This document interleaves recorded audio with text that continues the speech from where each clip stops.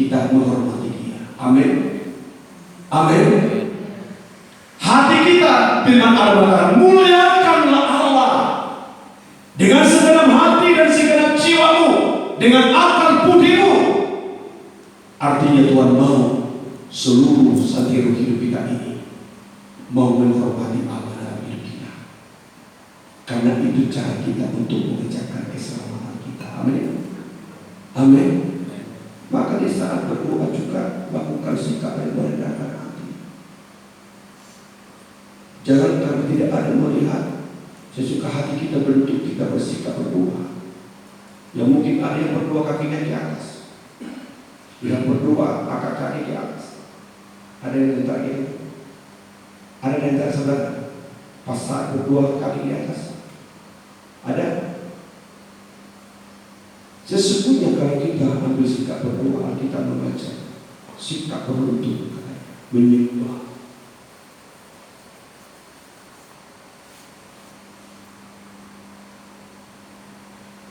Sikap hormat itu perlu kita berikan kepada Dia Allah yang menyelamatkan kita. Amin. Ini yang pertama. Kerjakan keselamatanmu dengan penuh hormat kepada Allah. Kedua, kita lihat di dalam Filipi pasal 2 ayat yang ke-13 itu. Perhatikan dengan baik-baik. Terus ya.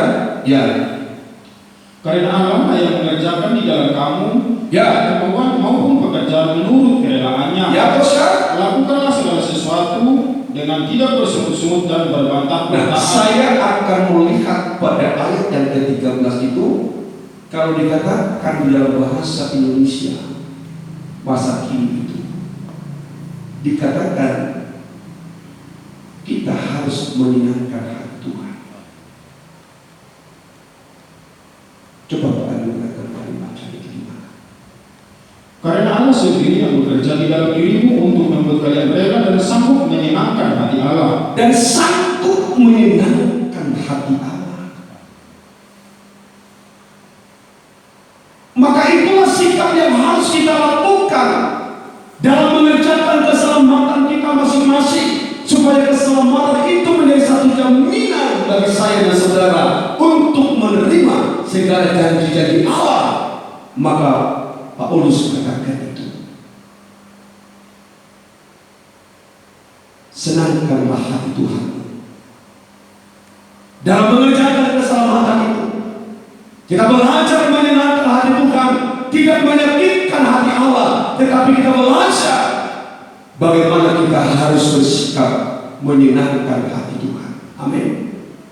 Amin. Amin. Menyenangkan hati Tuhan. Kalau kamu mendengar firman tidak berfokus, apa menyenangkan hati Tuhan? Apa menyenangkan hati Tuhan? Kalau hatimu dan pikiranmu datang beribadah kepada Tuhan, tetapi saudara tidak berfokus dengan firman Allah, hatimu akan kemana-mana. Apakah itu sikap hati kita menyenangkan Tuhan? Tidak.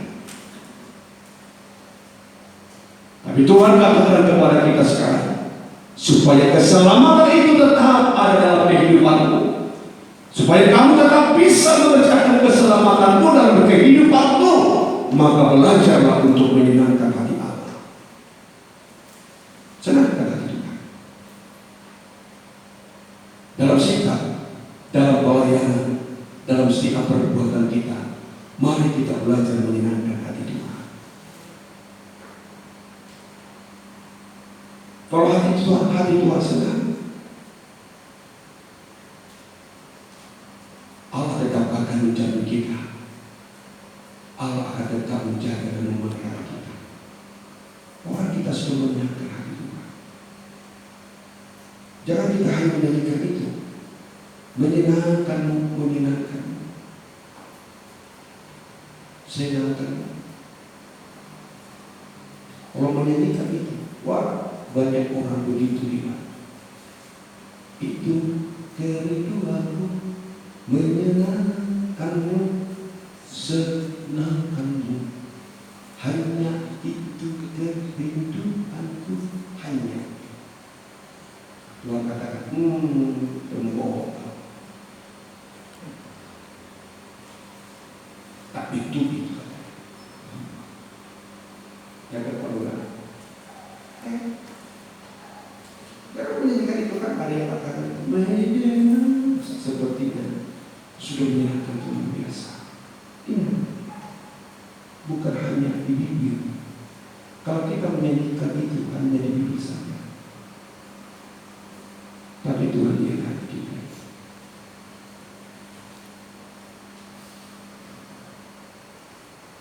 Kadang-kadang kalau menyanyikan itu, saya katakan ke dia, maka Tuhan aku menyenangkan engkau. Benarkah kami menyenangkan engkau? Benarnya hanya itu kerinduan kami menyenangkan Tuhan. Terlalu banyak kita berspekulasi, terlalu banyak kita berbohong Tuhan.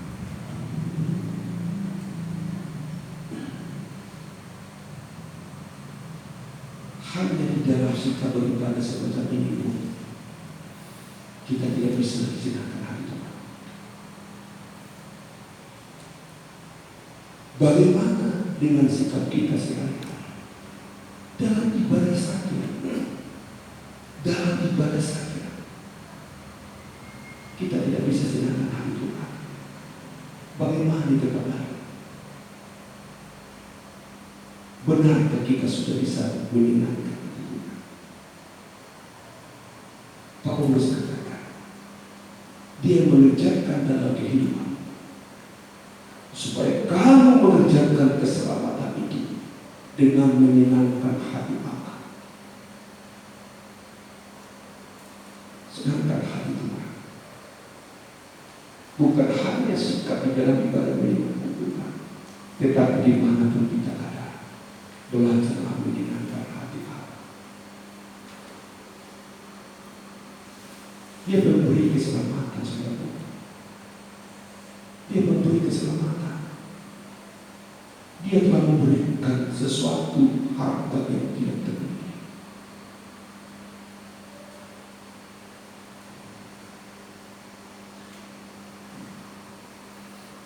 Mulai hari ini belajar bersikap menyenangkan Tuhan. Dimanapun, apalagi dia ibadah semacam ini, maka aku selalu berkata, jangan sampai yang ibadah saja kita sakiti hati Tuhan. Di saat beribadah kita buka HP, kita lihat yang lain HP dan ibadah itu. Betapa sakitnya hati Tuhan keluar. Betapa sakitnya hati Allah dalam beribadah sendiri. Kita sudah menyingkirkan hati Allah. Betapa jahatnya kita manusia. Sungguh kita jahat di mata Tuhan.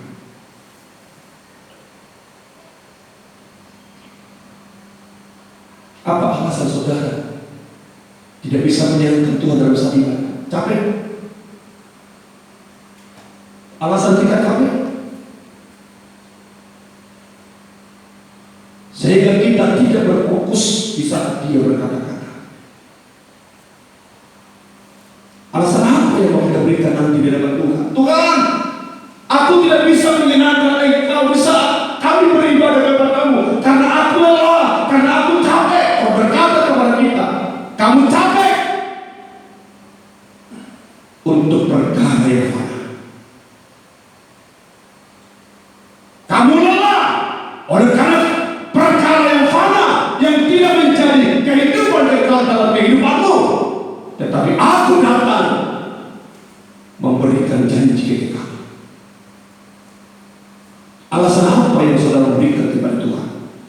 Di saat nanti dia datang sebagai hakim di dunia untuk menghakimi seluruh kehidupan manusia di hadapannya, apa yang menjadi jawaban kita, apa yang menjadi alasan kita tidak bisa menyenangkan hati Tuhan.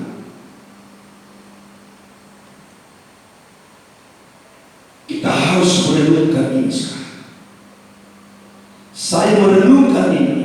Kita semua harus bisa merenungkan ini. Terlalu banyak hari-hari ini kehidupan manusia tidak lagi dapat menyenangkan hati Allah.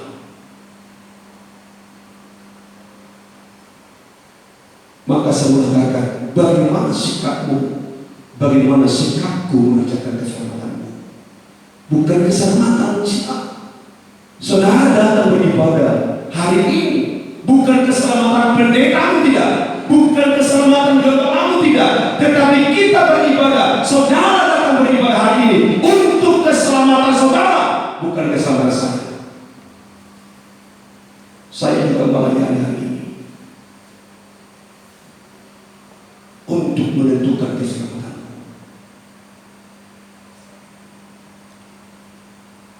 Saudara berkata, Tuhan, aku capek sehingga selalu ibadah, aku ngantuk Tuhan. Aku lelah, maka setiap aku tertidur. Tuhan katakan, bertobat. Tobat.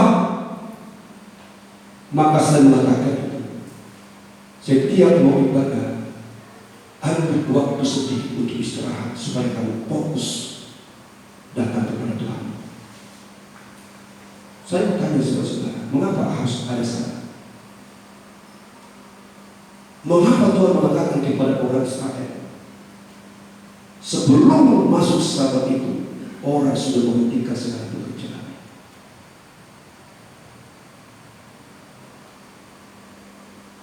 Tuhan punya maksud supaya seluruh umat bangsa Israel berfokus untuk Dia.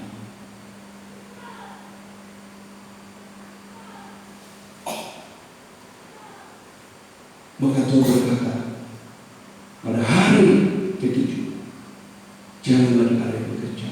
Untuk kebutuhan hari Sabat akan dikerjakan pada hari ke-6. Ini aku juga heran. Sudah mau ibadah nanti bocah pasti sama sini. Jika jam lagi mau ibadah, persiapkan diri matang-matang untuk datang pada Tuhan. Entah apa yang mau kita kerjakan saat ibadah itu, membuat kita capek, membuat kita tidak fokus lagi untuk mendengarkan firman Tuhan. Hati-hati, jangan sampai Allah mengambil keselamatan itu.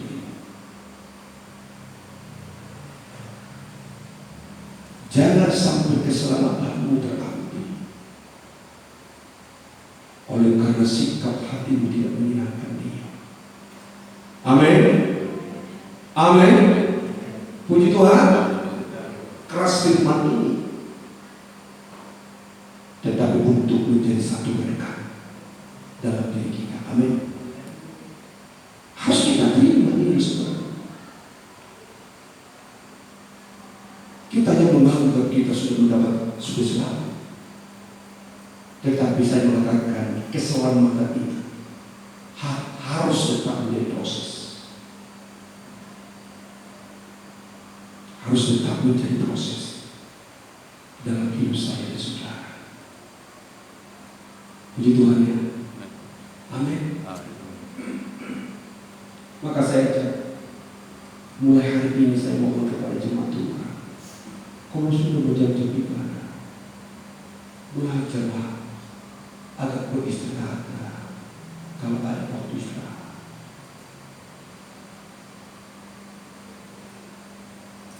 Jangan sudah tahu ibadah, wah kerjakan itu, kerjakan itu.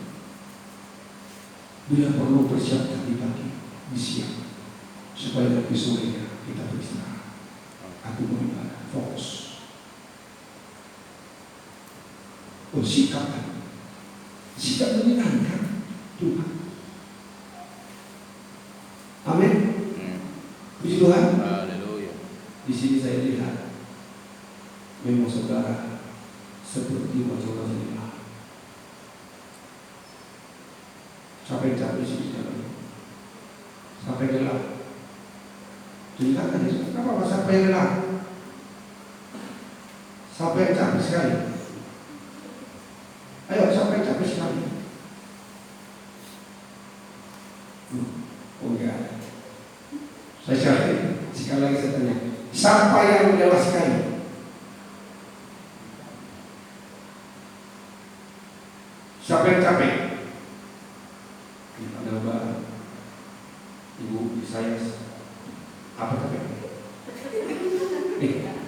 Apa? Jualan.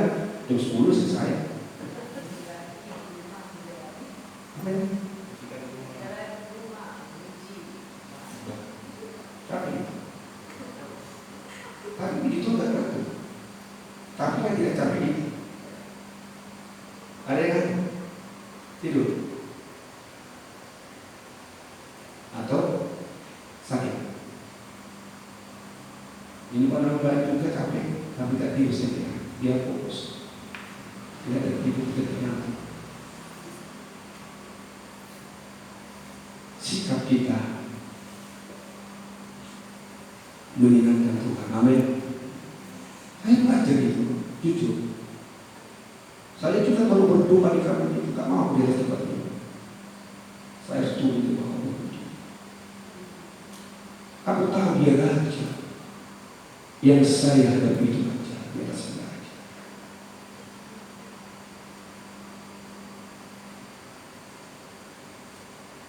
Supaya dia sangat senang. Coba dulu kalau seorang anak yang datang dengan penuh hormat kepada kita.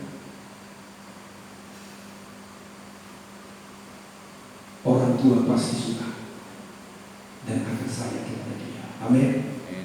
Maka sekalian sikap mengerjakan keselamatan itu pertama hormat kepada dia. Kedua, senangkan hati Tuhan. Terakhir, tadi dikatakan dalam ayat 12, jangan bersurut-surut dan berbantah-bantah di dalam ayat itu. Yuk kita baca di dalam ayat 12 itu juga. Terakhir ini. Lakukanlah segala sesuatu dengan tidak bersurut-surut dan berbantah-bantahan. Lakukanlah segala sesuatu dalam ayat Tuhan. Tidak bersurut-surut dan berbantah-bantah. Salah satu kegagalan orang Israel mempertahankan keselamatannya adalah roh bersungutan dan berbantah.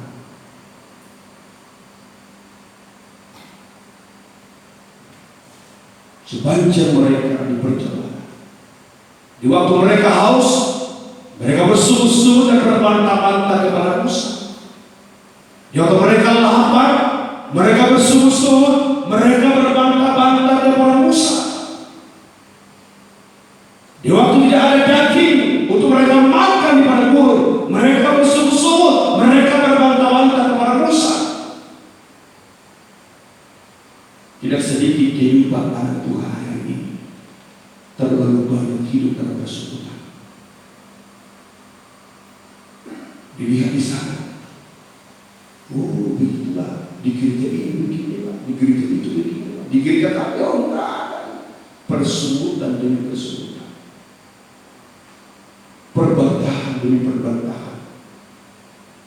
Tetapi ingatlah, orang yang hidup di dalam kondisi bagaikan orang Israel, dikatakan firman Allah dalam kitab Bilangan. Oleh karena persungutan orang Israel itu, maka Allah membuat mereka menjadi bangkai-bangkai di padang gurun. Jangan melayani dengan persungutan, saudara. Apapun pelayanan saudara, jangan sampai ada di dalam hati saya. Jangan sampai ada di dalam pikiran kita sedikit pun persekutuan.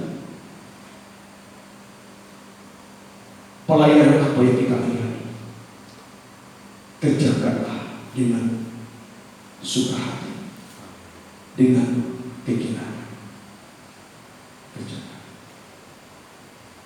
Sebab kalau kita kerjakan itu dengan perbantah-bantahan, dengan bersungut-sungutan, apa dikatakan itu? Coba ayat-ayat ini dalam kitab Bilangan. Haleluya. Dalam kitab Bilangan ayat 14 ayat 29 itu. Dalam kitab Bilangan pasal 4 ayat 29 itu kita lihat apa yang dikatakan Tuhan. Oleh karena persungutan Israel, Allah akan menjadikan mereka menjadi bangkai. Ya, mari kita lihat Bilangan pasal 14 ayat 29 itu. Sedikit lagi, puji Tuhan. Yuk, Bilangan pasal yang ke-14 dalam ayat 29. Puji Tuhan. Terus ya, di padang gurun ini, Ya, padang gurun ini bangkai bagianmu akan berhamburan. di padang gurun ini kita harus menyadari dunia ini bagaikan padang gurun. Saudaraku yang dikasihi Tuhan, dunia ini yang kita huni sekarang ini, kita sedang berjalan ini, saudaraku, menuju ke arah surga. Dunia ini padang gurun kita ini bagaikan orang Israel yang berjalan di padang gurun. Begitulah kita sebagai anak-anak Tuhan di dalam dunia ini. Ini merupakan padang gurun bagi saya, saudara, untuk maju menuju Kanaan surga. Tapi Tuhan berkata kepada orang Israel, di padang gurun ini bangkai-bangkaimu akan bertaburan. Kenapa? Lihat ini. Terus kan? Ya. Yakni semua orang di antara kamu yang dicatat, Ya. semua tanpa terkecuali, Ya, terus ya. berumur 20 tahun di atas. Ya, terus ya. Karena kamu telah bersungut-sungut kepadaku. Karena kamu bersungut-sungut kepadaku.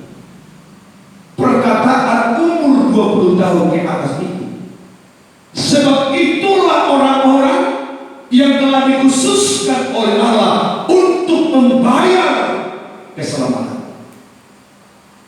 Artinya orang-orang yang terselamatkan akan menjadi bangkai-bangkai di padang gurun, karena roh persekutuan itu ada di dalam kehidupan mereka.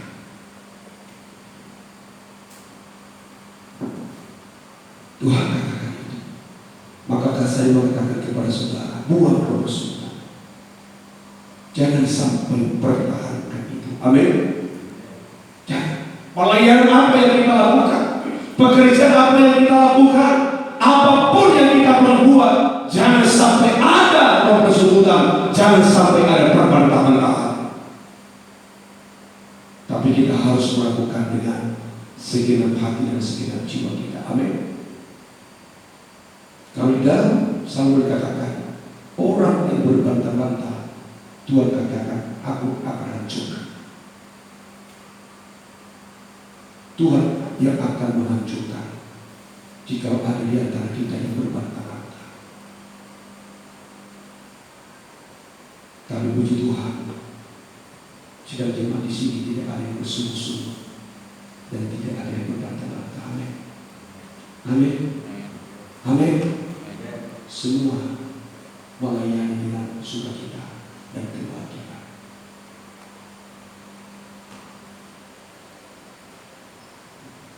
Mungkin di mulut tidak bersungut, tapi hati bersungut.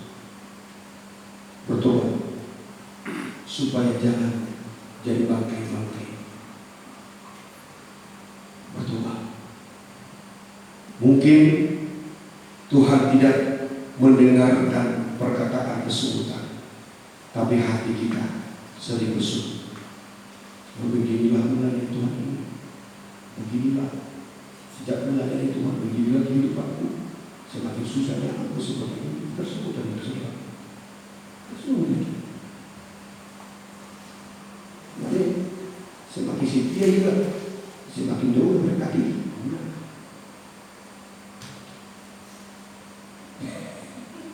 Saya mengatakan kepada saudara, saudara datang beribadah bukan untuk berkarisma terlalu kecil. Saudara datang untuk Tuhan karena berkarisma. Tapi kita datang beribadah dengan berkarya yang besar. Amin. Keselamatan saja. Maka jangan dilihat berkarya semua.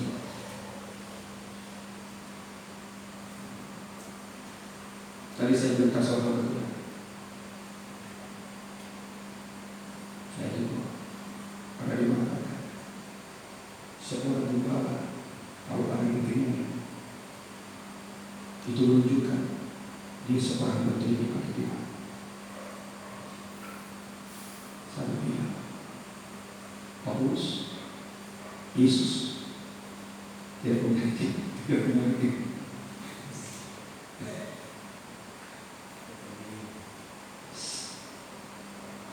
Maka saya mengatakan terlalu kita berpikirkan yang jasmani dalam mengikut Tuhan, tapi bukan itu tujuan hidup pelayanan kita. Amin.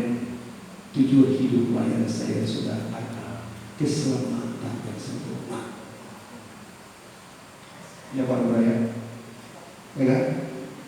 Jangan pula nanti ada duit. Itulah beribadah terus. Setiap beribadah, semakin beribadah dompet semakin tipis. Katanya kan, ada yang mengatakan, ya bibir, akan terjadi gue ngomong-ngomong. Mereka Alkitab kok sudah menuliskan itu. Orang pasti itu berkembang, bertumbuh dan berbuah, tapi ujung mereka kebinasaan. Karena tujuan orang yang datang pada Tuhan bukan ilmu.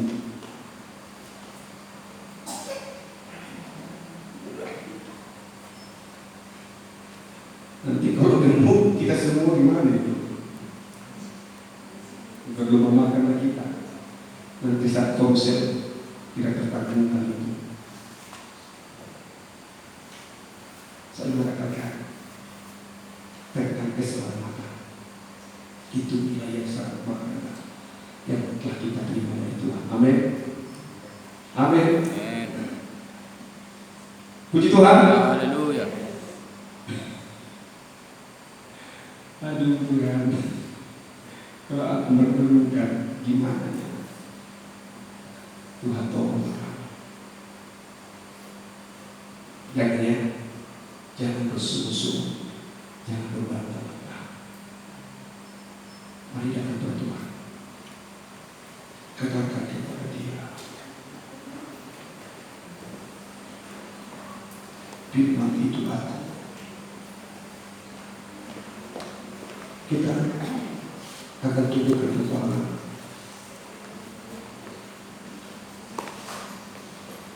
Saya minta pelayan Tuhan Kudus untuk tampil ke depan.